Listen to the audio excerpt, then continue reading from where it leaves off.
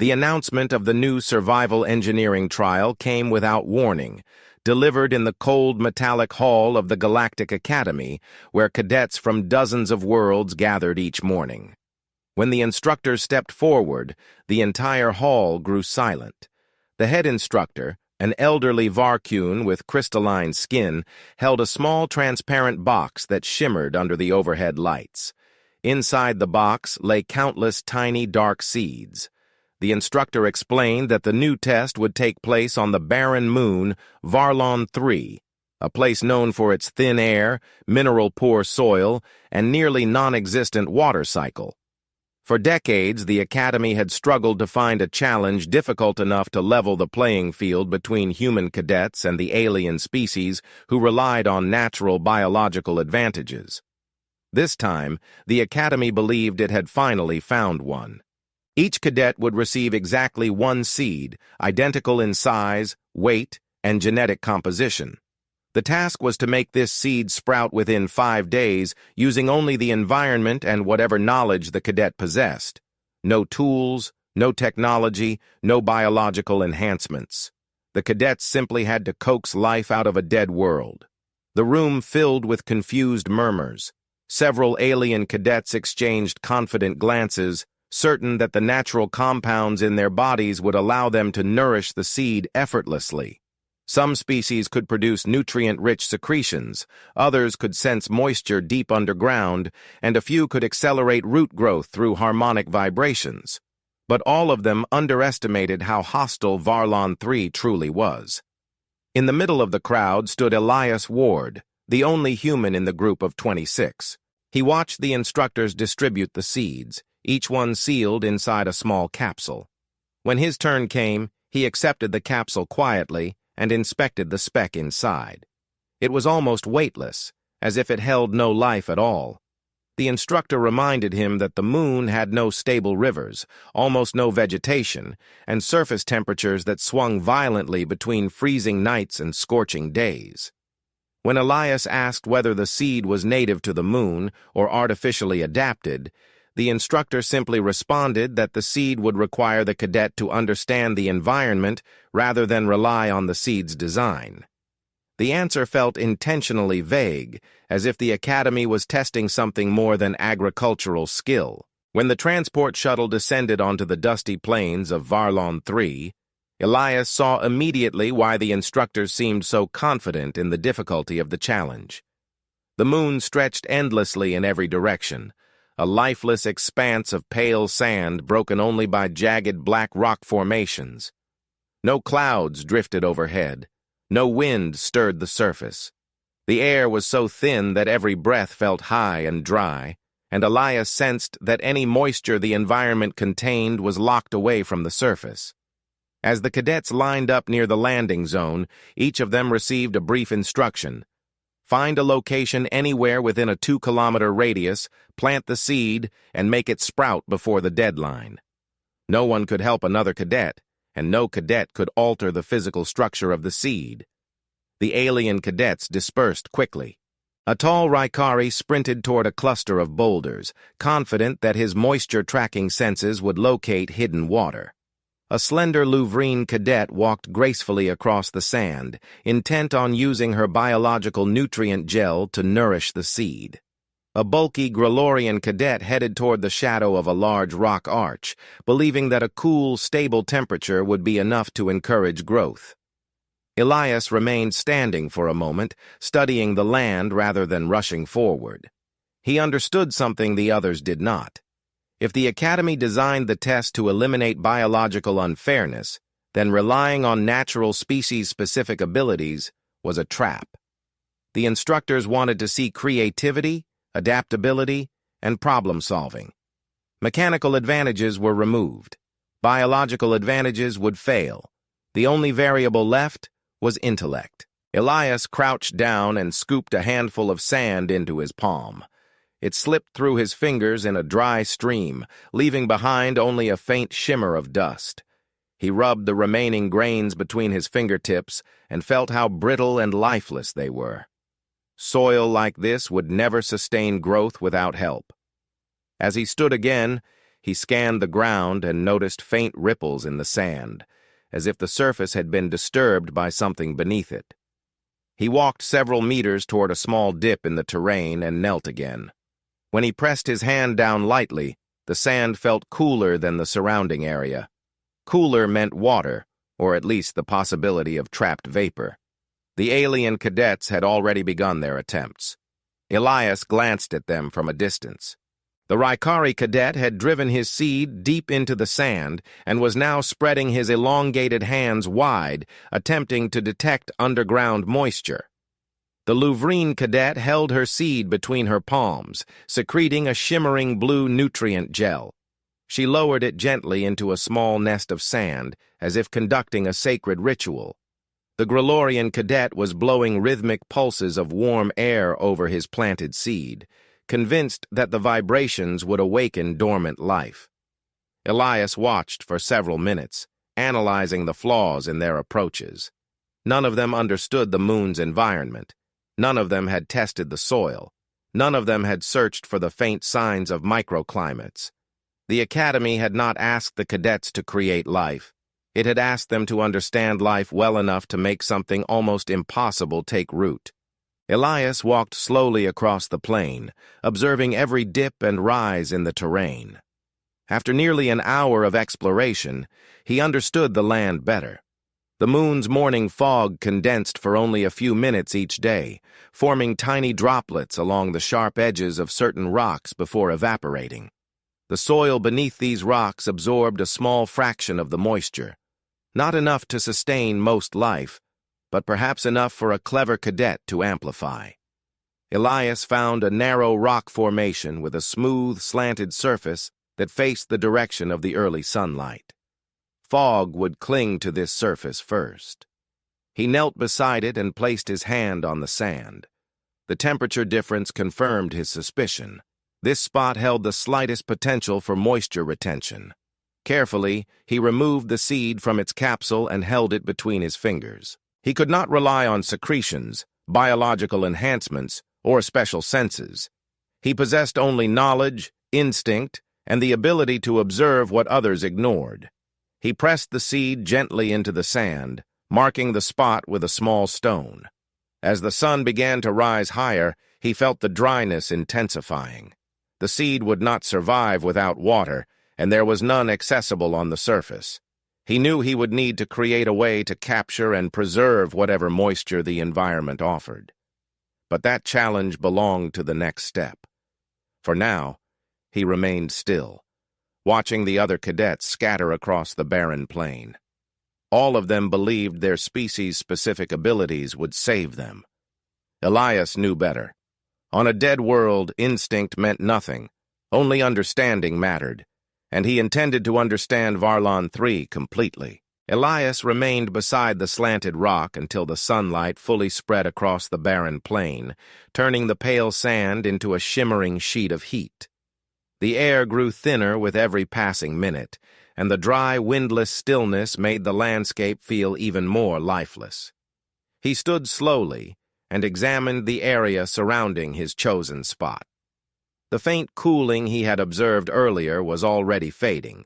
If he hoped to keep the seed alive long enough to sprout, he would need to understand not just one small patch of land, but the entire system that allowed even the slightest moisture to exist here. He moved farther from the landing zone, stepping carefully to avoid disturbing any subtle patterns in the sand that might reveal something useful. The terrain shifted gradually from smooth plains to scattered clusters of fractured rock. Some rocks were jagged, as if torn apart by ancient seismic activity, while others were rounded by centuries of thermal expansion and contraction. He touched several rocks to feel how quickly they absorbed and released heat. The smoother stones grew hot immediately, while the darker, jagged ones retained coolness in their crevices. Coolness meant trapping vapor, even in microscopic amounts. As he continued walking, he noticed that the ground dipped into a shallow basin surrounded by half-collapsed ridges. He descended into the basin and felt a faint difference in air temperature. The air here felt marginally less dry, almost imperceptibly heavier.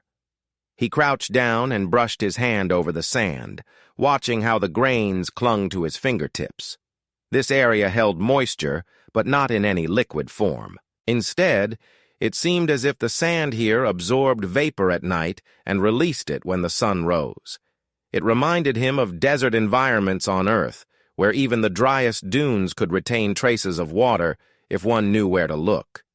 The alien cadets continued their frantic attempts in the distance.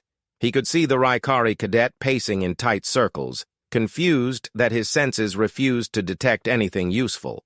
The Grelorian cadet had begun to sweat under the harsh sunlight, shaking his head in frustration as his seed remained inert in the ground.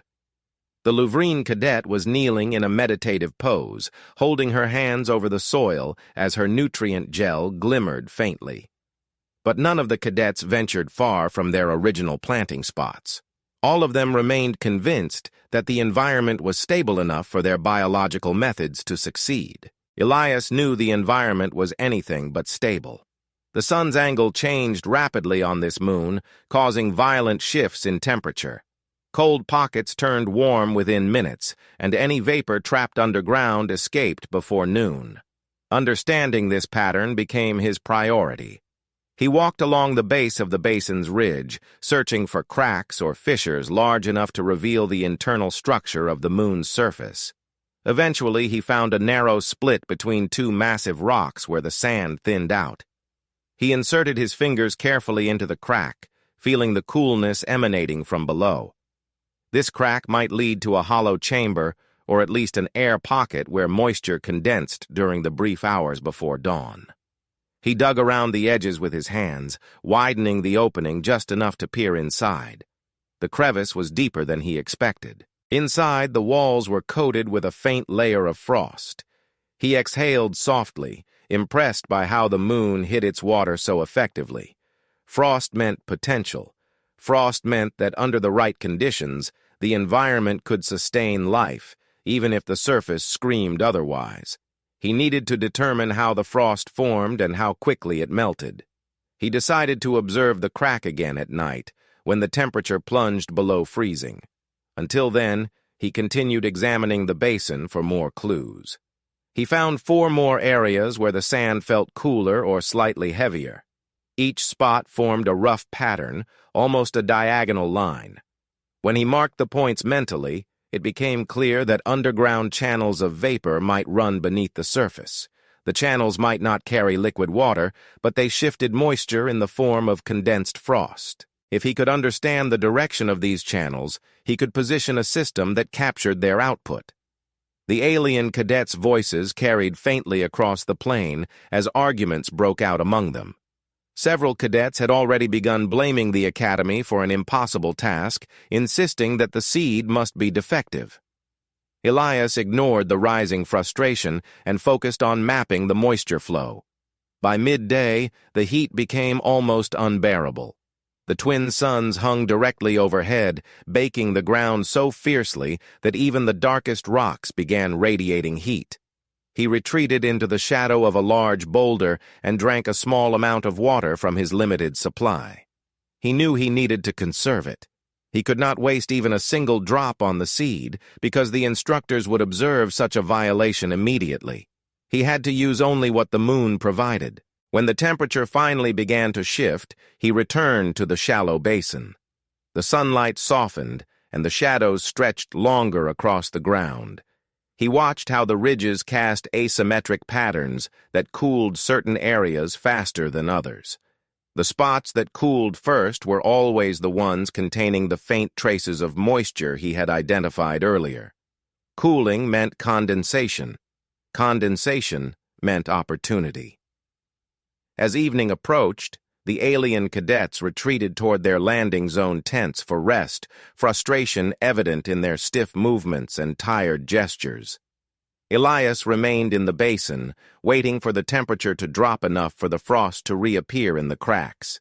He pressed his hand against the ground, feeling the slow shift from scorching heat to a deep bone-level chill. Once the air grew cold enough to bite at his exposed fingers, he returned to the first crack he had discovered. The frost had already begun to form again along the inner walls. He watched carefully as the frost spread upward, forming thin, crystalline veins across the rock. The pattern of growth revealed the direction of airflow underground.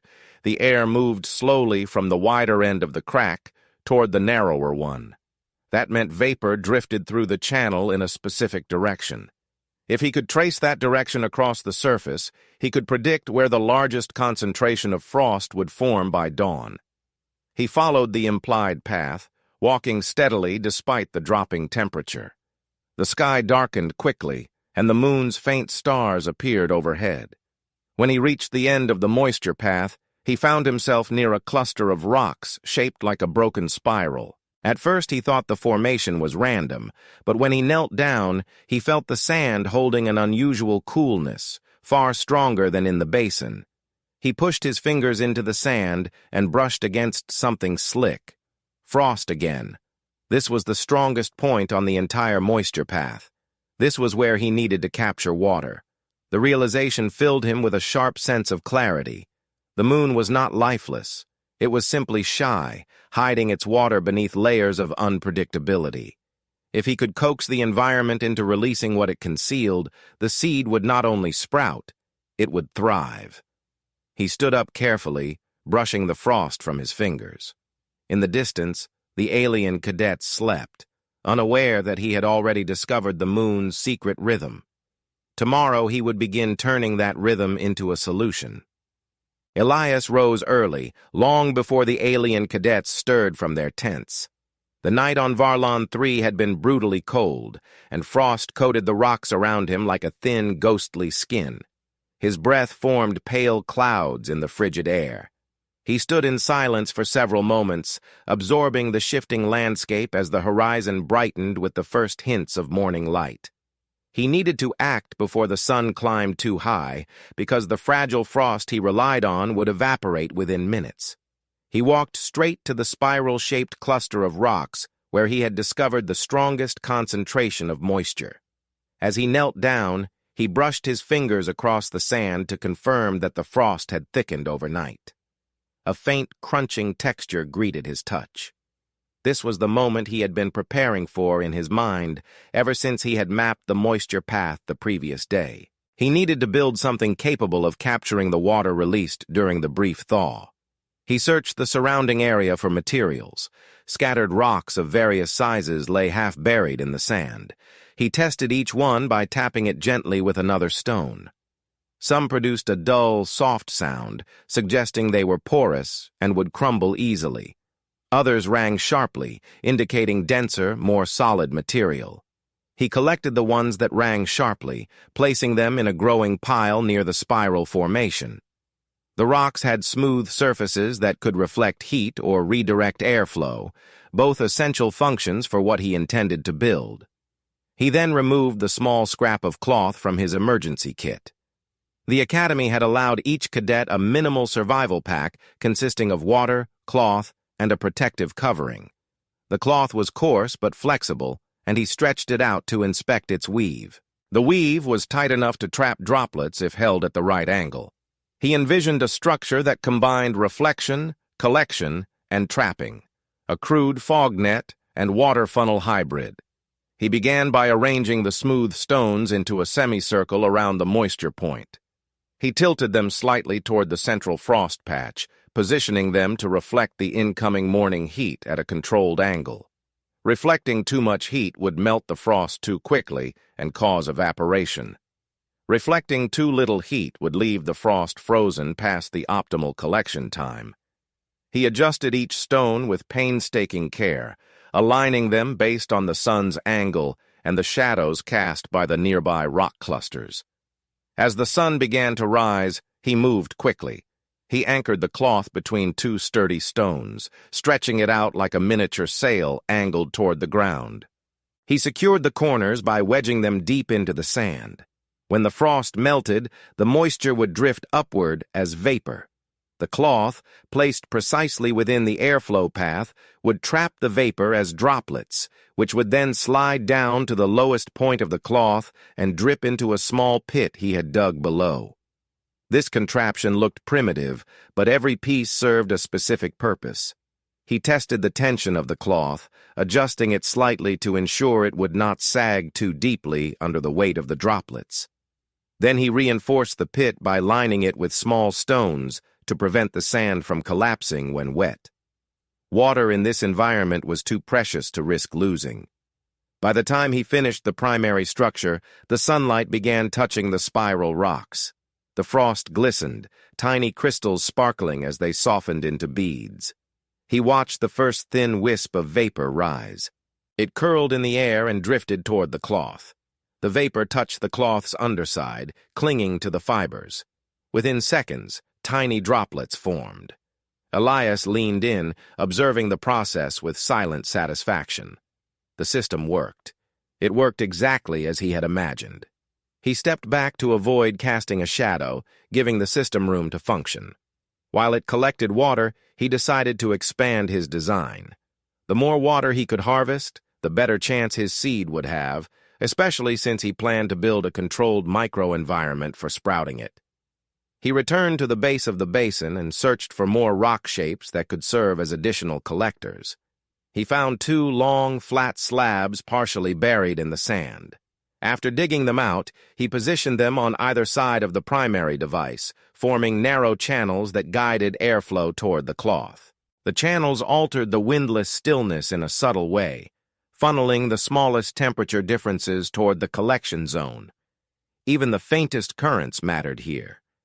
He pressed his ear close to the cracks between the rocks, listening to the low hum of shifting air under the surface. The underground vapor moved slowly but predictably. Soon the droplets on the cloth grew large enough to slide downward. They gathered at the lowest point, merged, and finally released, dripping into the pit with a soft tapping sound. He stared at the tiny pool forming at the bottom. Each drop was a victory. Each drop carried the potential for growth. Satisfied that the system was stable, he turned his attention to creating a nutrient blend for the seed. He walked toward the edge of a nearby crater he had noticed the previous day. He had not approached it earlier because he had been focused on moisture, but now he needed more information.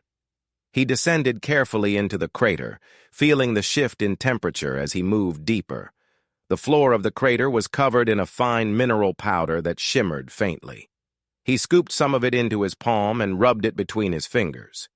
It felt different from the sand, finer, richer in certain elements. He examined it closely and noticed specks of silver and green embedded in the powder.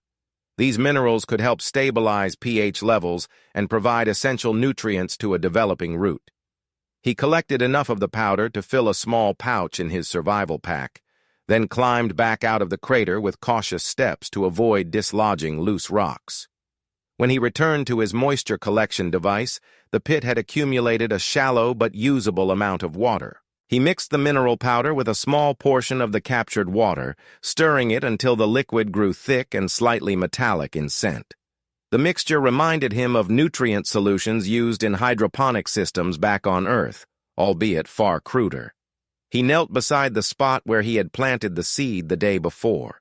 The sand had gone dry again during the night, but now he had something that could improve the seed's chances. He dug gently, widening the initial hole around the seed without disturbing its position.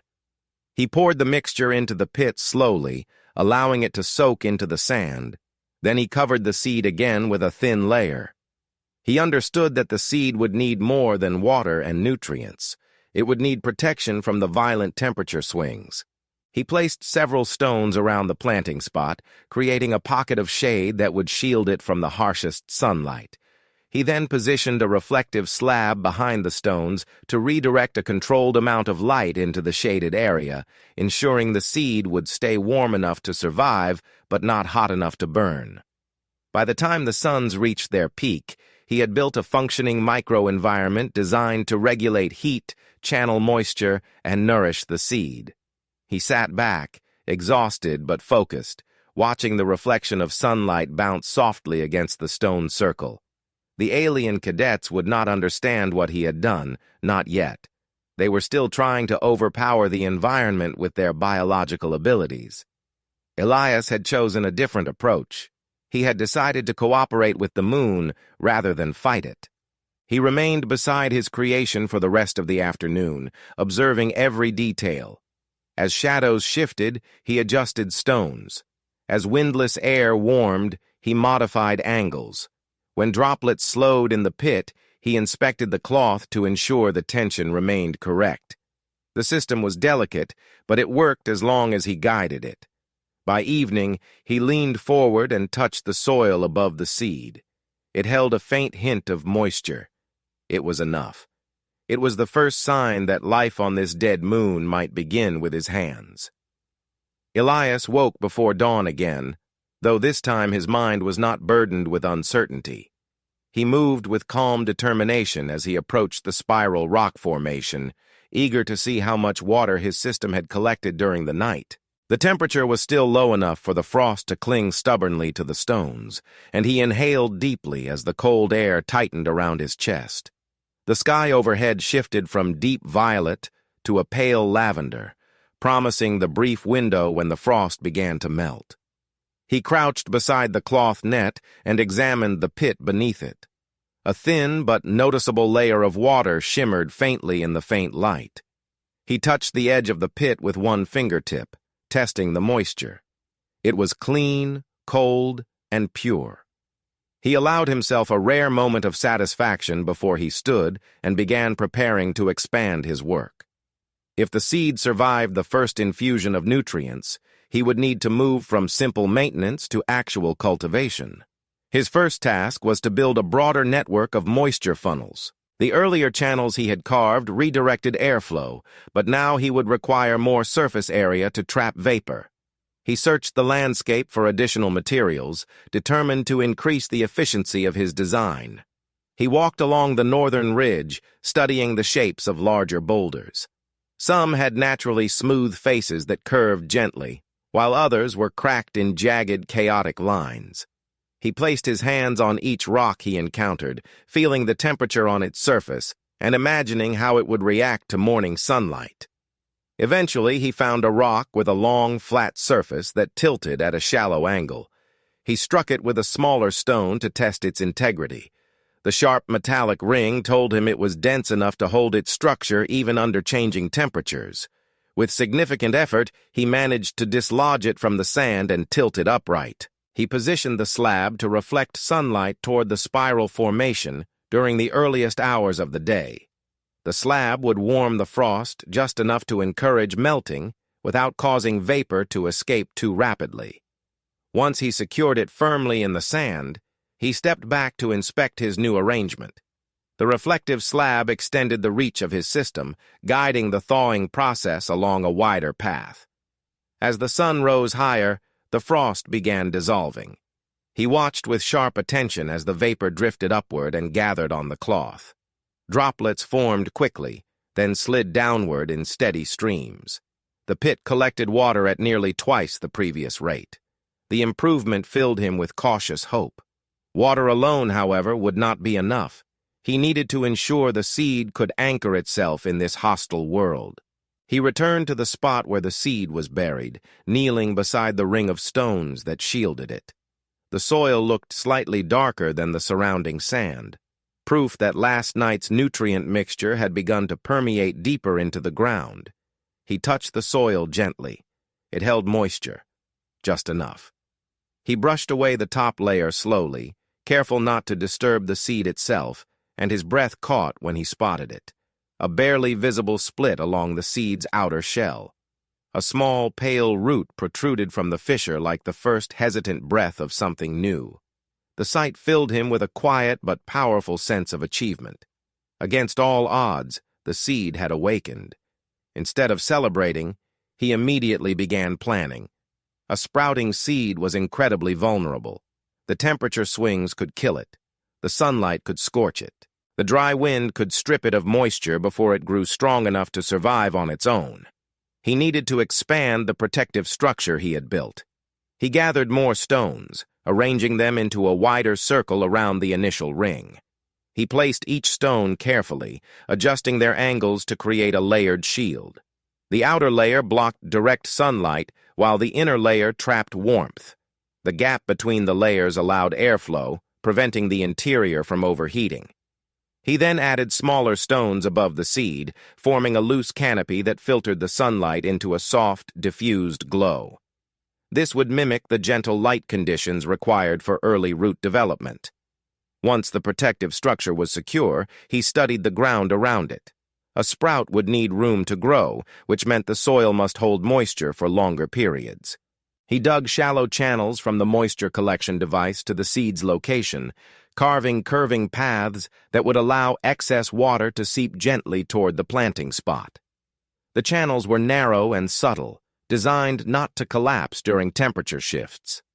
By the time he finished shaping the network of channels, the sun had climbed high enough to force him back toward the shade. He retreated behind a tall boulder and drank a small amount of water, careful not to deplete his supply. From the shade, he observed the alien cadets scattered across the plain. The Rykari cadet knelt in frustration, his hands pressed to the ground as if pleading with the soil to respond. The Luvrine cadet walked slowly in circles, carrying her wilted sprout in her palms, whispering soothing sounds that did nothing to revive it. The Grelorian cadet sat still, exhausted and defeated, staring at the stubborn patch of sand that refused to accept his efforts. None of them noticed Elias watching. None of them understood why his approach succeeded while theirs failed. He turned away, unwilling to let their frustration distract him from the fragile life he had created. He returned to the seed and waited. The sun moved steadily across the sky, and he adjusted stones and channels as shadows changed. When the heat became unbearable, he shielded his face with his hands but remained at his post. Hours drifted by slowly. Finally, when the suns began their descent and the shadows grew long again, he noticed a faint change in the soil. The split in the seed had widened. The root had extended deeper, anchoring itself with determination. As the temperature dropped, he checked the surrounding stones to ensure the structure held enough warmth for the night. He reinforced several areas with smaller rocks and packed the sand tightly against the base of the stone wall to prevent cold air from seeping through. When the darkness settled fully, he returned once more to the spiral formation to observe the frost. The underground channels he had mapped glimmered faintly as vapor condensed along the rock walls. He knelt in silence, absorbing every detail of the process. He understood then that he no longer needed to fight the moon's environment. He could guide it, shape it gently, coax it into cooperation. He walked back to the seed and sat beside it, watching the night sky unfold above him. The stars shimmered like distant fires. The moonscape felt cold and vast, yet within the small circle of stones he had built, something fragile and hopeful began to take root. He closed his eyes for a moment, listening to the faint pulse of the changing air. The seed was alive. The system worked, and tomorrow he would make it grow. Elias remained awake for most of the night, adjusting the stones around the sprout and monitoring the formation of frost across the spiral cluster. By the time the first pale streaks of dawn touched the horizon, his body felt stiff from exhaustion, yet his mind held a sharp, steady clarity. This would be the final day of the trial. He knew the instructors would arrive by sunset to evaluate the results. The alien cadets would present wilted sprouts or empty patches of sand. He intended to present something entirely different. He stood and stretched his cramped limbs before walking toward the protective circle that held the young plant. He knelt slowly and brushed the sand aside. A small shoot had broken through the soil. It stood fragile and pale, trembling slightly in the morning air. He allowed himself a brief moment of quiet awe. This was no longer just a seed. It was life made visible, a declaration of possibility on a world that had forgotten how to grow. The responsibility settled heavily on him. One sprout would not be enough to survive the harsh terrain. He needed to strengthen it, multiply it, and create an environment that supported sustained growth, something that would demonstrate not only survival, but mastery. He began by expanding the water grid. The earlier channels he had carved were small and conservative, designed to guide moisture toward a single point. Now, he needed more. He traced a wider pattern in the sand, marking the directions where underground vapor flows were strongest. He then carved new channels, each deeper than the original ones, and reinforced them with stones to prevent collapse. Some channels curved elegantly around rock formations and rejoined the main path near the seed. Others branched outward, forming a delicate web. When sunlight hit the spiral formation, the frost melted quickly and vapor drifted into the cloth net in soft swirls. Droplets formed in abundance. The pit began filling at a rate he had not seen before. The grid was working with greater power now, feeding more water into the channels. He watched the first trickle reach the base of the sprout, darkening the soil in a slow, spreading pattern. He allowed himself a quiet breath of relief before he began the next step. A single plant could not demonstrate the full potential of his approach, but a cluster could. A grove could. A forest, small, young, and fragile, would prove that he had not simply made a seed sprout. He had turned an unforgiving world into a place that could sustain life. He returned to the crater that held the mineral-rich powder. He climbed down carefully, collecting more powder into makeshift pouches. Then he walked to a ridge where the sunlight struck the ground intensely. He noticed new cracks forming in the soil here, cracks caused by rapid temperature shifts. Within these cracks, he found dust that glittered with silvery flecks, heavier minerals that could enrich the soil further. He mixed the minerals with sand in a wide, shallow bowl made from a curved stone slab, adding water from the growing pit until the mixture formed a thick, nourishing paste. This paste would act as growth medium for the new cuttings he planned to propagate. He returned to the sprout, studying its tiny stem and leaves. It had grown almost imperceptibly since dawn, but its structure was strong enough to allow careful handling. He used 2 thin stones to clip a small segment of the sprout, ensuring he did not harm the main stem.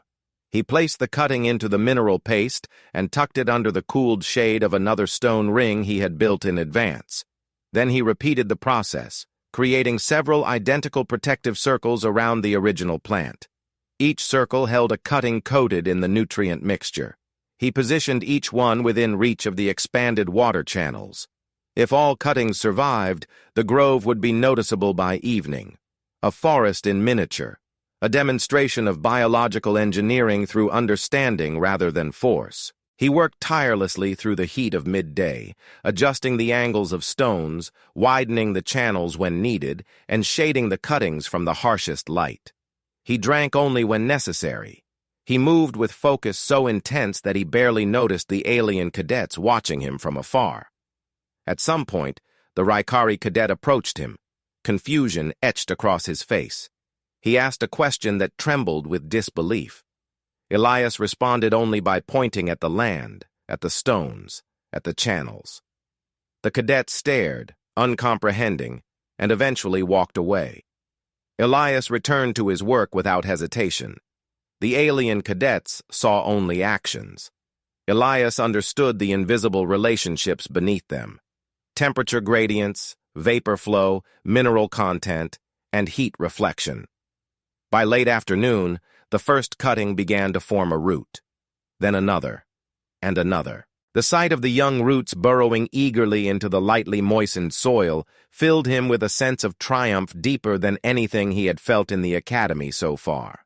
He positioned small reflective stones around each new sprout to distribute heat evenly and protect them from the cooling breeze that stirred at dusk. He then widened the shade structures to ensure no sudden drop in temperature would harm the fragile growth. When the suns dipped toward the horizon, the instructors finally arrived, descending in a sleek vessel that cast long shadows across the sand. The alien cadets hurried toward the landing zone, each carrying what remained of their efforts. Some held wilted sprouts cupped in disappointment. Others carried empty capsules, ashamed to present failure. The instructors evaluated each cadet in turn. The responses ranged from sympathy to stern disappointment, depending on how each cadet had approached the challenge. When Elias's turn came, he did not walk toward the instructors. Instead, He gestured for them to follow him. The instructors exchanged doubtful glances, but agreed. He led them across the landscape he had shaped. He showed them the reflective slabs guiding sunlight. He showed them the cloth net brimming with droplets. He showed them the channels that carried water like veins across the plains. And then he revealed the grove. A cluster of young shoots rose timidly from the soil, each protected by carefully arranged stones. The original sprout stood in the center, taller than the others, its stem firm and its leaves reaching upward as though greeting the fading light. The instructors stared in stunned silence. One of them knelt and touched the soil. It was moist, warm, alive. Another picked up a stone and examined the channels.